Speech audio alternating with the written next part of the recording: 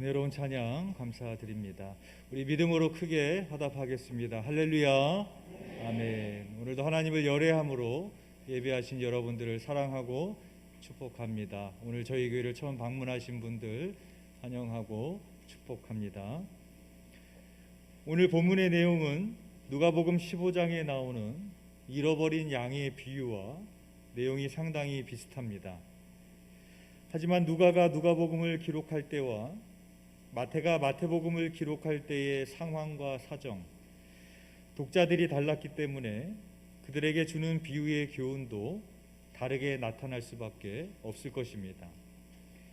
따라서 오늘은 이 두 비유의 차이점을 찾아보면서 마태복음 18장에 나오는 길 잃은 양의 비유가 우리에게 어떠한 교훈을 주는지 함께 은혜를 나누고자 합니다. 그렇다면 두 복음서에서 서로 다른 점은 어떠한 것들이 있는가? 첫 번째로 비유를 말씀하신 대상이 다릅니다. 누가복음 15장의 경우에는 예수님께서는 비유를 바리새인과 서기관들을 향해서 말씀하신 것으로 기록되어져 있습니다. 누가복음 15장 1절에서 3절의 말씀입니다. 모든 세리와 죄인들이 말씀을 들으러 가까이 나아오니 바리새인과 서기관들이 수군거려 이르되 이 사람이 죄인을 영접하고 음식을 먹는다 하더라. 예수께서 그들에게 이 비유로 이르시되. 누가복음 15장에 나오는 세 가지의 비유, 즉 잃은 양의 비유, 잃은 드라크마의 비유, 잃은 아들의 비유, 모두 다 바리새인과 서기관들을 향해서 주신 말씀이었습니다. 그런데 오늘 본문인 마태복음 18장의 경우에는 예수님께서 이 비유를 제자들에게 주시는 말씀으로 기록이 되어 있습니다. 마태복음 18장 1절의 말씀입니다. 그때 제자들이 예수께 나와 이르되 천국에서는 누가 크니이까? 제자들은 예수님께 나와 천국에서는 누가 크냐고 물었고, 마태복음 18장에 나오는 말씀들은 그 제자들에게 주시는 말씀으로 기록되어져 있습니다. 즉 예수님께서는 이 비유를 누가복음에서는 그의 적대자들을 향해서 말씀하셨고 마태복음에서는 그의 제자들을 향해서 말씀하신 것으로 기록되어 있습니다. 이처럼 누가복음과 마태복음에서 비유를 듣는 대상이 다르기 때문에 비유의 교훈이 똑같으리라고 기대하기는 어려울 것입니다. 두 번째로 예수님께서 비유를 말씀하시게 된 동기가 달랐습니다. 누가복음에서는 바리새인과 서기관들이 어찌하여 이 사람 예수가 죄인들을 환영하고 그들과 함께 식사하는가 라고 불평했을 때 예수님께서 대답의 형식으로 그 비유들을 말씀하신 것입니다. 누가복음 15장 2절에서 3절의 말씀입니다. 바리새인과 서기관들이 수군거려 이르되 이 사람이 죄인을 영접하고 음식을 같이 먹는다 하더라. 예수께서 그들에게 이 비유로 이르시되. 즉 예수님께서는 세리와 죄인들과 어울려 식사를 하신 이유를 설명하고 계시는 것입니다. 그 이유는 예수님께서는 의인을 위해서 오신 분이 아니라 죄인을 찾기 위해서 오신 분임을 밝히 말씀하시기 위함이었습니다. 그래서 죄인들을 환영하고 그들과 식사를 하고 그들과 어울릴 수밖에 없다라는 것입니다. 그러나 마태복음에서는 제자들이 예수님께 나와 천국에서는 누가 제일 크냐라고 질문을 했습니다. 마태복음 18장 1절의 말씀입니다. 그때 제자들이 예수께 나와 이르되 천국에서는 누가 크니이까? 예수님께서는 그들의 질문에 대하여 지극히 작은 어린아이 같은 자가 하늘나라에서 큰 자라고 말씀하시며 어린아이와 같이 지극히 작은 소자 하나가 얼마나 중요한지 이 비유를 통해서 강조하고 계시는 것입니다. 즉 마태복음 18장이 주는 교훈은 잃은 양 한 마리는 99마리에 비한다면 지극히 작고 보잘것없어 보이지만 그 한 마리가 무리로부터 떨어져 나가 길을 잃은 양이 되어 방황하고 있는 것을, 방관해서는 안 될 것을, 기쁨으로 다시 찾아와야 될 것을 가르치고 있는 내용인 것입니다. 세 번째로는 비유가 소개되는 문맥이 다릅니다. 누가복음 15장에서는 세 가지의 비유, 곧 잃은 양의 비유, 잃은 드라크마의 비유, 잃은 아들의 비유가 거의 같은 결론으로 끝이 나고 있습니다. 누가복음 15장 7절의 말씀입니다.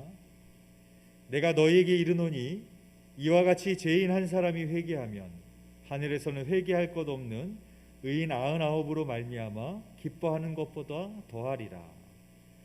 누가복음 15장 10절의 말씀입니다. 내 동생은 내가 너희에게 이르노니 이와 같이 죄인 한 사람이 회개하면 하나님의 사자들 앞에 기쁨이 되느니라. 누가복음 15장 32절의 말씀입니다.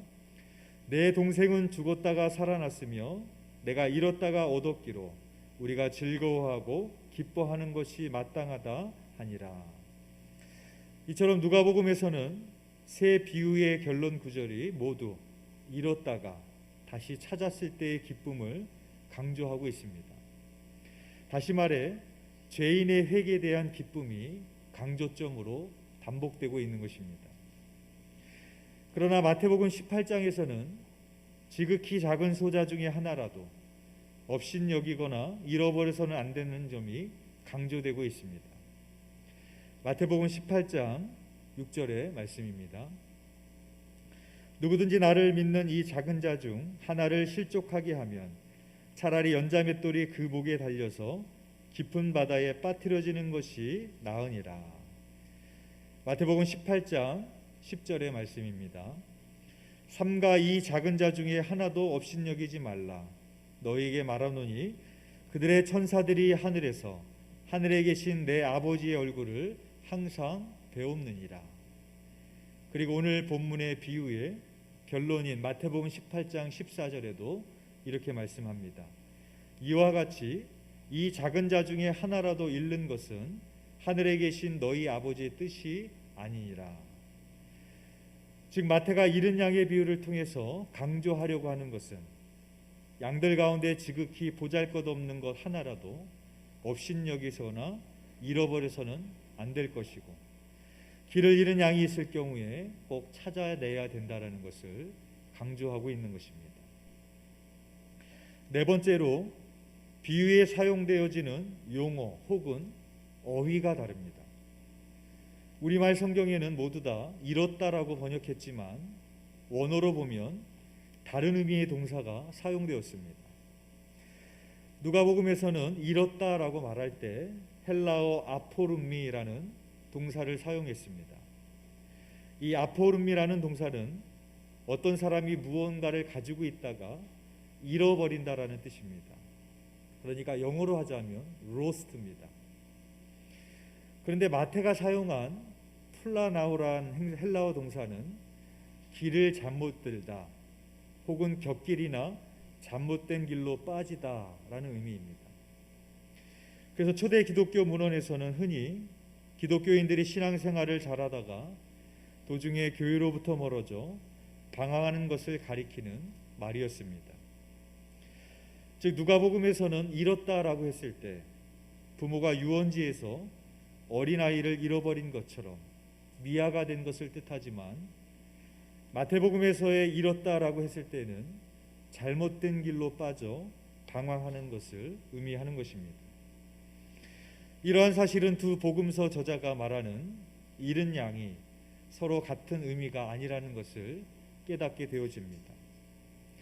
즉 누가복음에서의 잃은 양은 잃은 드라크마나 잃은 아들이나 주인이나 목자가 갖고 있다가 잃어버린 것을 뜻하며 여기서는 곧 죄인을 뜻합니다. 그러나 마태복음에서의 잃은 양은 잘못된 길로 빠져나가 방황하고 있는 길을 잃은 양을 의미합니다. 곧 신앙생활을 잘하다가 세상 가운데 방황하며 잘못된 방향으로 나간 교인을 가리키는 말입니다. 다른 말로 한다면 누가복음에서의 이른 양은 아직까지 하나님께로 돌아오지 않는, 회개하지 않은 세리와 죄인들 같은 사람들이지만, 마태복음에서의 이른 양은 신앙생활을 하다가 하나님으로부터 멀어져 세상 가운데 방황하고 있는 영혼들을 가리키는 것입니다.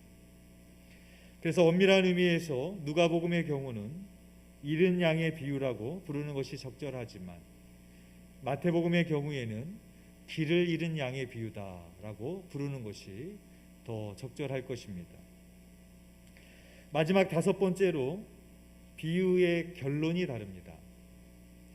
누가복음의 잃은 양의 비유의 결론은 죄인 한 사람이 회개하면 하늘에서는 그보다 더 큰 기쁨이 없다라는 겁니다.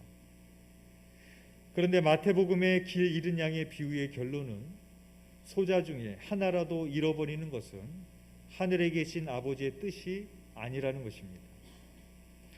따라서 마태복음에서는 한 마리의 양이라도 잃어버려서는 안 되며, 잃은 양이 있을 때에는 어떻게든 다시 찾아와야 된다는 점이 강조되고 있습니다. 이러한 차이점들을 통해서 우리는 누가와 마태가 독자들에게 주고 있는 교훈이 다르다는 것을 알게 되어집니다. 누가의 경우에는 잃은 양을 찾았을 때 하늘에서의 기쁨이 크기에 우리도 그 잃어버린 양을 찾아서 회개시키기 위해서 그들을 찾아 나서는 것이 우리의 본분임을 말씀하고 있습니다. 그래서 누가복음의 설교는 선교적인 설교를 하고 있는 셈입니다. 반면에 마태는 이 비유를 제자들에게 주고 있는 말씀입니다. 여기서 제자들이란 예수님을 믿고 따르는 모든 사람이기도 하지만 교회의 지도자들을 말하기도 합니다. 즉 마태는 믿음 생활을 하다가 믿음의 길에서 떨어져 나가 방황하는 교인들이 있을 때 마치 목자가 길을 잃은 양을 찾기 위해 찾아 헤매는 것처럼 그들을 찾아와야 된다라는 목회적인 설교를 제시하고 있는 셈입니다. 더 쉽게 풀어 이야기하자면 오늘 마태복음의 잃은 양은 하나님을 믿지 않는 자들이 아닙니다. 하나님을 믿는 사람들입니다. 그리고 마태가 강조하고 있는 것은 지극히 작은 소자 하나라도 잃어버려서는 안 되는 것을 강조하고 있는 것입니다. 더 쉽게 풀어 얘기하자면 교회 안에 지극히 작은 소자 같은 사람으로 보여지는 사람이 있을 수 있습니다. 교회 안에 영향력이 별로 없어 보이는 사람일 수 있고, 또 부자가 아닌 사람일 수도 있고, 헌신도가 떨어지는 사람일 수도 있고, 인간적인 눈으로 봤을 때 지극히 작은 한 사람으로 보일 수도 있습니다. 그 한 사람이 세상 가운데 방황하고 하나님과 멀어졌을 때 오늘 비유가 우리에게 주시는 교훈은 그 사람의 교회에서 영향력이 별로 없을지라도, 건강하지 않더라도, 또 여러 가지로 넉넉하지 않을지라도 그 한 사람을 잃어버려서는 안 될 것을 오늘 본문이 우리들에게 강조해서 말씀하고 있는 것입니다. 그래서 누가와 마태의 이러한 차이점 때문에 기독교 안에서는 일찍부터 그 잃은 양의 비유에 대한 성화의 그림이 두 가지로 전해지고 있습니다. 첫 번째 사진 한번 보여주시죠. 이 사진은 목자가 길을 잃은 양을 찾아서 어깨에 메고 기쁨에 넘쳐서 돌아오는 그림입니다. 즉 누가복음 15장에 잃은 양을 찾은 비유에 해당하는 성화입니다. 두 번째 사진 보여주시죠. 이 사진은 목자가 길을 잃고 절벽 밑으로 떨어지는 양을 구하기 위해서 몸을 구부린 채 등을 보이고 있는 그림입니다. 이 그림은 마태복음 18장에 길 잃은 양을 찾는 비유에 해당하는 성화가 되어집니다. 누가복음 15장에 잃어버린 양을 찾는 비유는 선교적인 설교입니다. 하나님을 믿지 않는 그 죄인들을 회개하기 위하여 교회는 그들을 향해서 선교해야 되고 전도해야 되는 당위성을 가졌음을 보여주고 있는 비유입니다. 그와 반면에 마태복음 18장에 나오고 있는 길 잃은 양의 비유는 목회적인 설교입니다. 즉 믿음 생활을 하다 신앙 생활을 하다가 하나님으로부터 멀어진 교인이 있다면 그 사람이 직분이 어떻든 교회 안에 영향력이 크든 작든 인간적인 눈으로 봤을 때 지극히 소자와 같은 한 사람일지라도 그들을 잃어버리지 않고 그들을 찾아와야 됨을 강조하고 있는 것이 바로 오늘 마태복음 18장에 나오는 길 잃은 양의 비유가 되는 것입니다. 따라서 마태복음 18장의 비유는 첫 번째로 다른 사람이 아니라 나에게 적용되어지는 말씀이 되어야 됩니다. 사도 바울은 로마 교회를 향해서 이렇게 말했습니다. 로마서 1장 15절의 말씀입니다. 그러므로 나는 할 수 있는 대로 로마에 있는 너희에게도 복음 전하기를 원하노라. 로마서에 쓰신 자는 로마 교회입니다. 믿지 않는 자들을 향해서 쓰는 서신이 아니라 믿는 자들에게, 교회에게 썼던 서신입니다. 그런데 바울은 로마에 있는 너희에게도 복음 전하기를 원한다라고 말하고 있습니다. 여러분, 복음은 하나님을 믿지 않는 자들에게 필요한 거 아니겠습니까? 그런데 바울은 교회에게 복음을 전하기를 원한다라고 말하고 있다는 것입니다. 그것은 바로 하나님을 믿는 자일지라도 교인일지라도 하나님과 멀어진 영혼에게는 복음이 필요하다라는 것입니다. 그래서 바울은 로마 교회를 향해서 너희에게도 복음 전하기를 원한다라고 말하고 있는 것입니다. 따라서 오늘 본문에 나오고 있는 마태복음 18장의 잃어버린 양은 세상에 믿지 않는 사람이 아니라 나 자신일 수 있습니다. 교회는 나오고 있지만, 신앙생활을 하고 있지만, 습관적인 신앙생활을 하고 주님과 관계없는 삶을 살아가는, 그래서 하나님으로부터 멀어진 내 자신이 바로 길을 잃어버린 양일 수가 있는 것입니다. 따라서 우리는 그 복음 앞에 다시 서야 됩니다. 나를 찾으시고자 하는 그 주님의 사랑과 열정에 응답하여서 우리가 다시 복음 앞에 서야 될 줄 믿습니다. 두 번째로 이 말씀이 적용되어지는 대상은 우리 교회 안에 또는 우리 주변에 한때 신앙생활을 열심히 했지만 하나님으로부터 멀어진 지체들이 적용되어지는 말씀입니다. 지난 3년간 코로나로 인하여서 한국교회의 많은 성도들이 교회를 떠났습니다. 오늘 마태복음 18장의 비유는 그렇게 하나님과 멀어져서 세상 가운데 방황하고 있는 지체들이 있다면 교회는 그들을 다시 찾아 나서야 됨을 우리들에게 교훈하고 있는 것입니다. 이번 창립기념주일을 맞이해서 같이 걸어가기라는 찬양팀을 초청해서 또 우리가 주님의 복음 앞에 섭니다. 또 그 다음 주에 우리가 창립기념주일을 맞이해서 우리가 부흥회를 열게 됩니다. 매년 연례대로 창립기념주일이니까 하는 그런 행사가 아니라 우리가 다시 한번 내가 잃어버린 그 양이 아니었는지를 우리가 돌아보고, 또 우리 선교회별로 속회별로 주님과 멀어진 양들이 있다면, 우리가 찾아야 될 지체들이 있다면 우리가 그들을 위해서 적극적으로 권면하고 기도해서 우리가 주님 앞에 다시 복음 앞에 설 수 있는 저와 여러분이 되기를 간절히 소망합니다. 다시 복음 앞에라는 찬양이 있습니다. 이 찬양을 만드신 분이 김영표 목사님입니다. 이 목사님이 이 찬양을 만드신 계기가 있었습니다. 본인이 몽골에 단기 선교를 간 적이 있었는데 그때 몽골에 계신 선교사님이 김영표 목사님에게 이렇게 물었다고 합니다. 목사님, 선교사에게 정말로 필요한 것이 뭔지 아세요? 라고 물었답니다. 그래서 이분이 혼자 생각하기를 조금 더 재정이 필요할까? 아니면 선교지에 사람들을 보내주는 백업이 필요할까? 아니면 파송교회가 사역적으로도 좀 더 안정적으로 지원해 주는 것이 필요할까? 어떠한 답변을 해야 될지 속으로 생각을 했답니다. 그런데 그 선교사님이 이렇게 대답하시더랍니다. 선교사에게 진짜 필요한 건 복음입니다. 그렇게 말을 하더랍니다. 어떻게 보면 모순되는 말 같죠. 복음을 전하러 간 선교사가 가장 필요한 것이 복음이라고 대답을 했습니다. 모순된 답변 같지만 가장 정확한 답변입니다.